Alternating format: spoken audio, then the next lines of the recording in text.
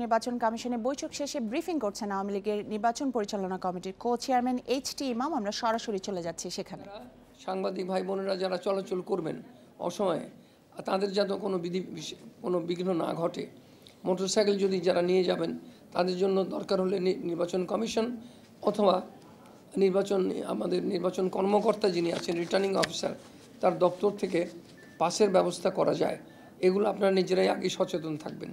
শেষ মুহূর্তে কিন্তু গিয়ে পরে আটকে পড়তে পারেন। সেই জন্য যাতে কেউ কোনো রকম অসুবিধা না পড়েন, আমাদের যেমন চলাচল করতে হবে, আমাদের নির্বাচন কমিশনের সঙ্গে অনবরত দৌড়াদৌড়ি করতে হবে।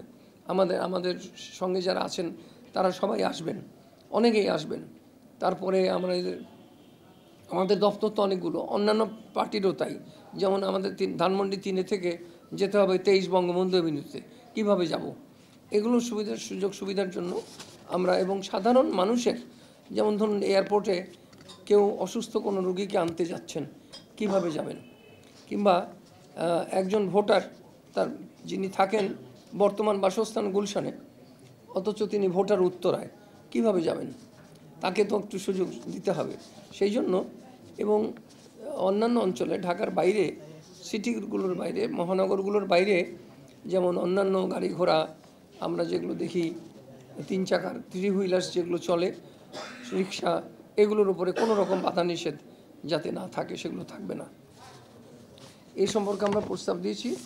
আর আমরা একটা প্রস্তাব দিয়েছি অন্য বিষয়ে, সেটি হলো যে বাংলাদেশ আওয়ামী লীগ আমরা সবসময় চেষ্টা করে এসেছি যে নির্বাচনকে সুষ্ঠু করতে হলে, গ্রহণযোগ্য করতে হলে দুটো জিনিসের উপরে কন্ট্রোল দরকার, নিয়ন্ত্রণ দরকার।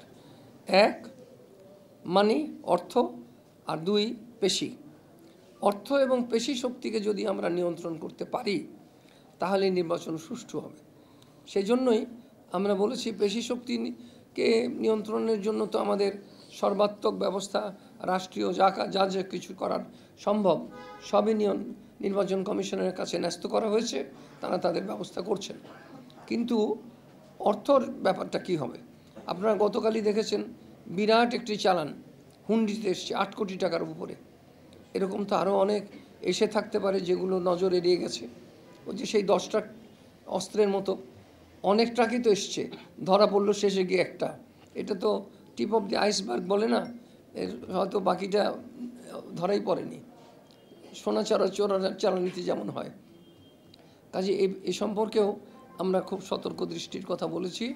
আর আমরা বলেছি যে অন্তত নির্বাচনের আগের দিন এবং নির্বাচনের দিন মানি ট্রান্সফার, টাকার লেনদেন অনলাইন, এটিকে কোনোভাবে নিয়ন্ত্রণ করা যায় কি না। কেননা কোনো ব্যবস্থা আছে, যেমন পোস্ট অফিসের মাধ্যমে বিরাট অঙ্কের টাকা পাঠানো যায়।